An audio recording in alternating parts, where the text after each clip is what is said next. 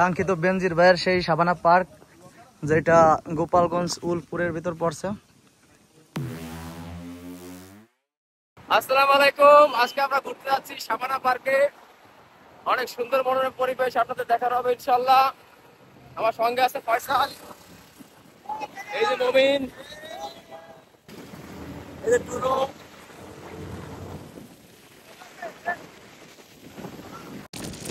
এত সুন্দর ভিউ আমাদের এলাকায়, যেটা বলার মতো না। আপনারা স্ক্রিনে দেখতেই পাচ্ছেন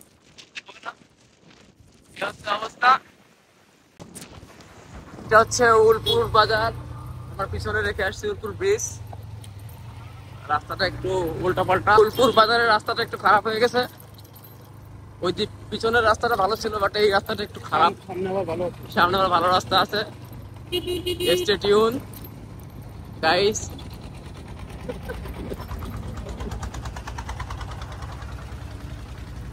এ হচ্ছে সেই নদী, সামনে আছে নিজরা। এই নদী দিয়ে আগে আমরা অনেক যাওয়া আসা করতাম ভেড়ার বাজারে। ওই দেখতে পাচ্ছেন আপনারা উলপুর ব্রিজ। Wow wow.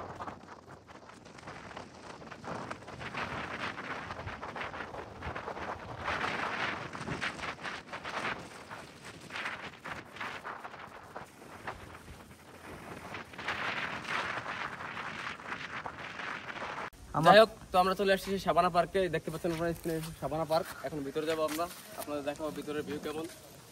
কি হচ্ছে অবস্থা। ক্যামেরাম্যান হচ্ছে জাহিদ। এই সেই আমাদের সেই কাঙ্ক্ষিত বেনজির ভাইয়ের সেই সাবানা পার্ক, যেটা গোপালগঞ্জ উলপুরের ভিতর পড়ছে। আমরা এখনই সেই পার্কের ভিতর ঢুকবো। আমরা সবাই এখন প্রস্তুত, আমাদের ভাই বিরাদারি যে সবাই আসে।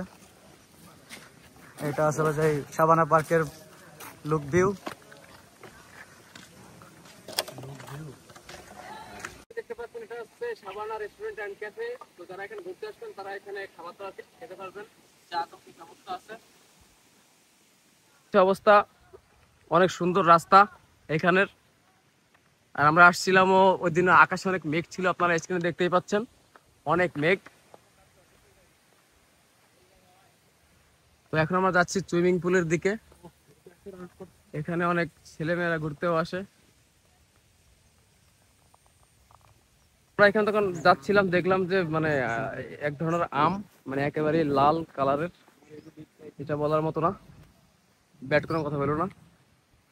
তো আমরা এখানে আসছিলাম সুইমিং পুলে গোসল করার জন্য, কিন্তু এইখানে এতটা রেট, একজন গোসল করতে 300 টাকা লাগবে। বাট আমাদের কারো কাছে টাকা নাই। যে টাকা নিয়ে আসছিলাম টাকা শেষ হয়ে গেছে। হোন্ডার তেল কিনছি, ওই জন্য আমরা গোসল করবো না। আমরা চলে যাবো এখন বাড়ির উদ্দেশ্যে ইনশাল্লাহ। তো সাবানা পার্কের ভিতরে এরকম বাংকারের মতো ঘর আছে, যে ঘরে আপনারা থাকতে পারবেন এসে। Resort, AC room. এখানে একটা রুমে থাকতে গেলে একদিনের জন্য প্রায় 5